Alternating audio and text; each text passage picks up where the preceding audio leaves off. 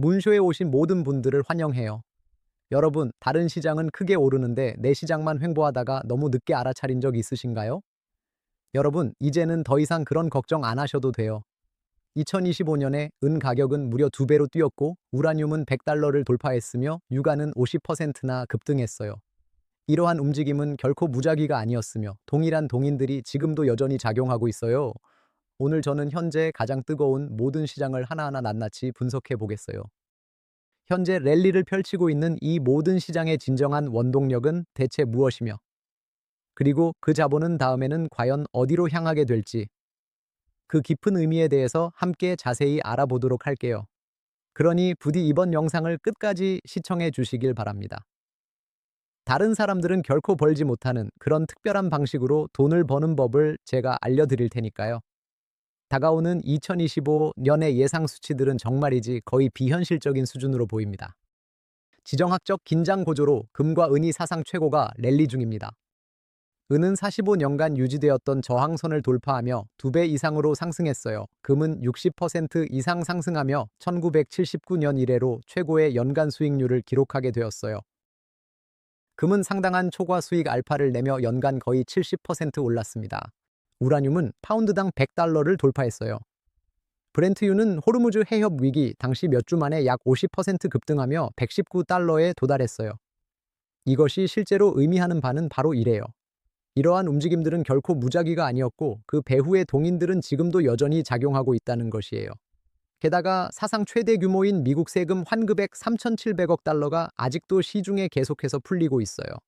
자세한 내용은 화면의 카드를 확인해 주세요. 그렇다면요, 2026년에는 어떤 8개 시장이 움직일까요? 각 시장의 원동력은 무엇이고 아직 기회의 창은 열려 있을까요? 이 영상이 끝날 때쯤이면 이 질문들에 대한 답을 알게 되실 거예요. 자본은 무작위로 움직이지 않아요. 신호를 따르고 흔적을 남겨요. 4가지 구조적인 힘이 이 모든 시장들을 형성하고 있어요. 그리고 이 각각의 힘을 이해하면 시장의 움직임이 더 명확하게 보이기 시작할 거예요. 그 4가지 신호는 바로 다음과 같아요. 첫 번째는 통화 정책이라고 할 수 있어요. 미 연준은 2025년에 3차례 금리를 인하하여 목표 금리를 3.50%에서 3.75% 범위로 낮췄어요. 역사적으로 볼 때 저금리는 위험자산 시장의 활성화와 맞물려 왔어요. 이는 시장에 활력을 불어넣어주는 것과 같아요. 하지만 저렴한 자본은 레버리지 포지션을 늘리고 이는 급격하게 반전될 수 있어요. 2025년 8월이 이를 증명했어요. 비트코인은 48시간 만에 62,000달러에서 5만 달러로 급락했고요. 두 번째 신호는 규제 명확성이에요. 지니어스 법안은 미국 최초의 연방 스테이블 코인 체계를 마련했고 2025년 10월 SEC는 알트코인 현물 ITF를 승인했어요. 바로 이것이 기관 자금을 유입시키는 계기가 되었지만 미국 은행가 협회를 비롯한 40개 이상의 은행 협회들은 이미 의회의 법안 개정을 위한 로비를 벌이고 있는 중이에요. 만약 그들의 로비가 성공하면 그 자금은 빠져나가게 될 거예요. 세 번째는 에너지 인프라예요. 국제에너지기구 IEA에 따르면 데이터 센터의 전력 소비량은 2030년까지 2배 이상 증가할 것으로 예상되어 이는 우라늄, 은, 그리고 기술주에 대한 입증된 수요를 이끌고 있어요. 세계 원자력 협회에 따르면 수요는 명확하게 증가하고 있지만 원자력 발전소를 하나 짓는 데는 평균 9년에서 10년이 걸려요. 공급이 수요를 충분히 빨리 따라가지 못하는 거예요. 그리고 마지막으로 지정학적 요인이 있어요. 미국과 이란이 전쟁에 돌입했을 때 브렌트유는 몇 주 만에 73달러에서 거의 120달러까지 급등했어요. 하지만 분쟁 6주 후 트럼프가 트루스 소셜에 게시물 하나를 올렸어요. 90분 뒤 상황은 종료되었고 서부 텍사스산 원유 WTI는 단 하루 만에 16% 폭락했어요. 이 4가지 힘 모두 여전히 작용하고 있고 이는 이 모든 기회들이 작동하는 방식을 바꾸고 있어요. 바로 이 지점에서 레버리지가 중요해지는 거예요. 2025년의 무기한 스왑 거래량은 65% 증가하여 거의 93조 달러에 달했어요.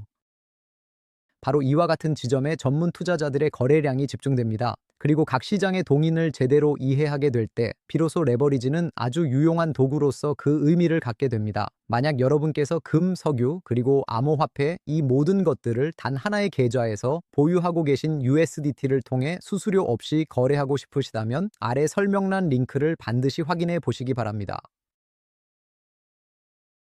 호르무즈 해협 위기 동안 하이퍼리퀴드에서는 기존 금융시장이 문을 닫는 주말 단 24시간 만에 12억 9천만 달러라는 석유 선물 거래량을 기록했어요. 바로 그날 석유 선물은 이더리움을 제치고 두 번째로 가장 많이 거래되는 중요한 자산이 되었어요. 그렇다면 이것이 왜 중요할까요? 그 이유는 바로 이래요. 탈중앙화 거래소 DEX의 현물 거래량은 실제로 2배 이상 증가했어요. 코인게코에 따르면 해당 수치는 2024년 1 월 960억 달러에서 2026년 1 월 2310억 달러로 늘어났어요. 2024년 1 월의 경우 탈중앙화 무기한 계약 거래소는 전체 파생상품 거래량의 약 2%를 차지했어요. 그리고 2026년 초에는 그 수치가 10.2%까지 도달했어요. 두 번째 기회예요. 2026년 2월 세계 최대 자산 운용사인 블랙록이 자신들의 토큰화된 국채 펀드를 유니스왑에 출시했어요. 탈중앙화 거래소에서 직접 거래를 실행한 것이죠. 이제 그 동일한 펀드가 바이낸스에서 담보로 인정돼요. 이것들은 실제 자본이 뒷받침하는 현재 운용되고 있는 금융상품이에요. 블랙록이 탈중앙화 거래소 DEX에 진출했다는 것은 대체 무엇을 의미할까요? 2026년 초까지 온체인상의 총 토큰화 자산 규모는 190억에서 360억 달러에 달했고요. 이는 3년 만에 300% 이상 성장한 수치예요. RWA.XYG에 따르면 블랙록의 BUIDL 펀드는 자산 20억 달러를 돌파하고 1억 달러의 배당금을 지급했어요. JP모건, 프랭클린 템플턴, KKER과 같은 기업들도 관련 상품을 실제 운용하고 있죠. 그런데도 아직 대중화는 시작조차 안 했어요. 키락과 시큐리타이즈에 따르면 토큰화된 실물자산 RWA은 현재 토큰화가 가능한 400조 달러 규모의 전 세계 시장에서 0.1%도 차지하지 않고 있어요. 지금이 바로 이렇게나 초기 단계라는 뜻이에요. 자, 이제 세 번째 기회예요. 2025년 4분기 Gcash, Zcash본은 1000% 이상 급등했고 모네로는 195% 급등했어요. 2025년 저점에서 출발해 2026년 1월에는 사상 최고가를 경신했어요. 두 코인 모두 기대감에 따라 움직였어요. 시장이 프라이버시를 기관의 필수 요건으로 가격에 반영하기 시작한 것이에요. 한번 생각해 보세요. 블랙록이 퍼블릭 블록체인에서 거래를 실행하면 거래가 완료되기도 전에 어떤 트레이더나 보시든 그 포지션을 볼 수 있어요. 이것이 바로 기관 규모의 선행 매매이고 어떤 기관도 그런 문제가 있는 시장에는 진출하지 않아요. 그 문제가 해결되면 기관들이 진입하게 되고 기관의 거래량이 시장으로 유입되면 가격도 그에 따라 움직이는 경향이 있어요. 그리고 바로 그 문제는 현재 해결되는 중이라고 할 수 있어요. 이더리움 재단의 공동 상임이사는 프라이버시는 선택이 아닌 필수라고까지 단언했죠. 이를 위해 50명으로 구성된 팀이 2026년에 두 차례의 하드포크를 계획하며 이 문제를 해결하고 있어요. 그리고 이것이 바로 그레이스케일이 기관들이 퍼블릭 블록체인으로 확장하기 전에 꼭 필요한 인프라라고 말했던 것이에요. 참고로 코인게코에 따르면 2025년 전체 영지식 ZK 암호화폐 시장은 117억 달러로 정점을 찍은 반면 이 인프라를 관리하는 기관들은 수조 달러 규모로 운영이 되고 있습니다.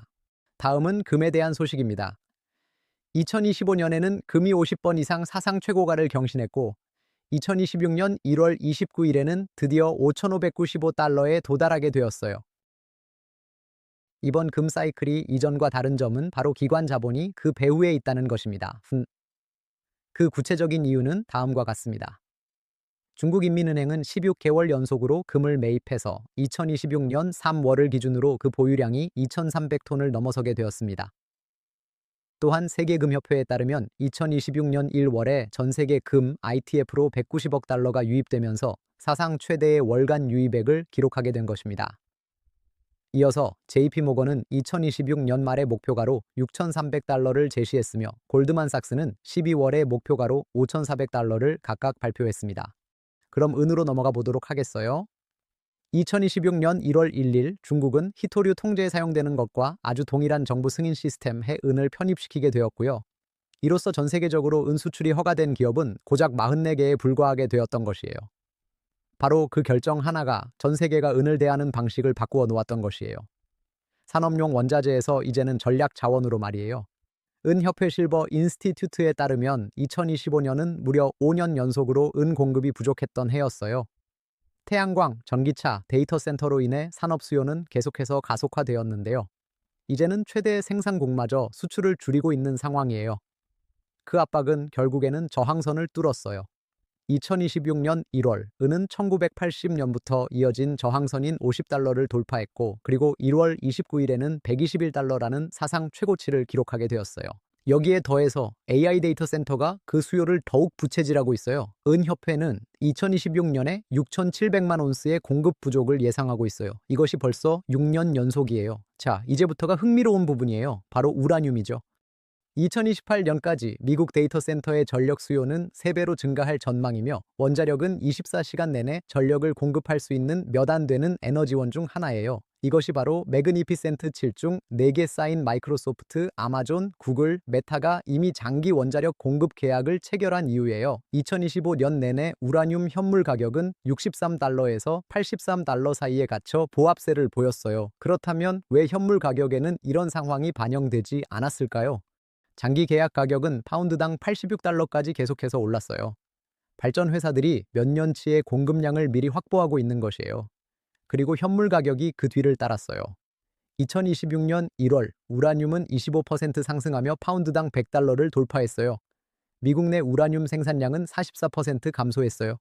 미국 에너지정보청 EIA에 따르면 2025년 3분기 이야기예요.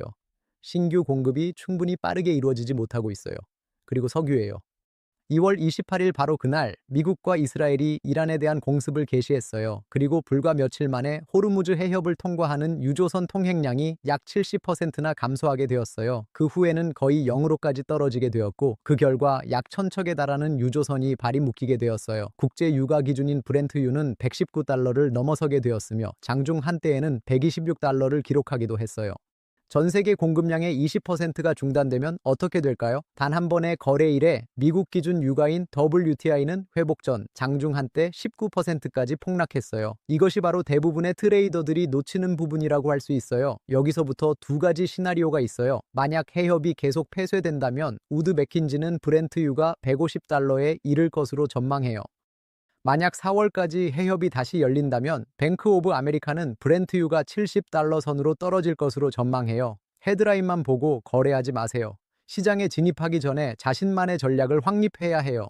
만약 유가에 관심이 있다면 바이비트 트레드 파일을 통해 암호화폐 계정에서 직접 원유 선물을 거래할 수 있어요. 현재 보유 중인 USDT를 이용하면 수수료는 0원이에요. 링크는 설명란에 있어요. 마지막으로 퓨처럼 리서치에 따르면 5대 클라우드 제공업체인 아마존, 알파벳, 마이크로소프트, 메타, 오라클은 2026년에 6,600억에서 6,900억 달러의 자본적 지출을 할 예정이고요. 이는 2025년 지출액의 거의 2배에 달하는 규모예요. 그럼 이번엔 뭐가 다를까요? 그것과는 다릅니다. 자본 지출은 기술 분야에만 머무르지 않고 우라늄, 은, 반도체 같은 분야로 직접 흘러 들어가고 있습니다. 그리고 실제로 숫자로도 이미 나타나고 있습니다. 예를 들어 엔비디아는 2026 회계연도사 분기 데이터 센터 부문에서만 전년 대비 75% 증가한 681억 달러 실적을 발표했고 브로드컴은 2026 연일 분기 AI 매출이 106% 성장했다고 밝혔습니다. 뱅크 오브 아메리카에 따르면 2026년 전 세계 반도체 매출액은 1조 달러를 넘어설 것으로 전망돼요. 이에 따라 행동에 옮기시기 전에 알아두어야 할 3가지 리스크가 있어요. 첫 번째가 가장 중요해요. 이것들은 근거가 있는 동인일 뿐 결과를 보장하지는 않아요. 이 중 하나라도 반전되면 이 논리는 무너져요. 이 3가지 중 유가가 가장 변동성이 커요. 상승했던 것만큼 빠르게 반전될 수 있어요. 만약 해협이 다시 열리면 과잉 공급이라는 펀더멘털이 즉시 돌아와요. 게다가 골드만삭스는 2026년 3월에 경기 침체 가능성을 25%로 상향 조정했어요. 만약 이것이 현실화된다면 자본은 위험 자산에서 동시에 빠져나가는 경향이 있어요. 자, 이상이 지금 당장 주목해야 할 8개의 시장이에요. 통화정책, 규제, 에너지, 그리고 지정학을 계속 주시하세요. 이것들이 2026년 자본을 움직이는 주요 테마예요. 기회의 창은 열렸고 이제 여러분은 어디를 봐야 할지 알게 되었어요.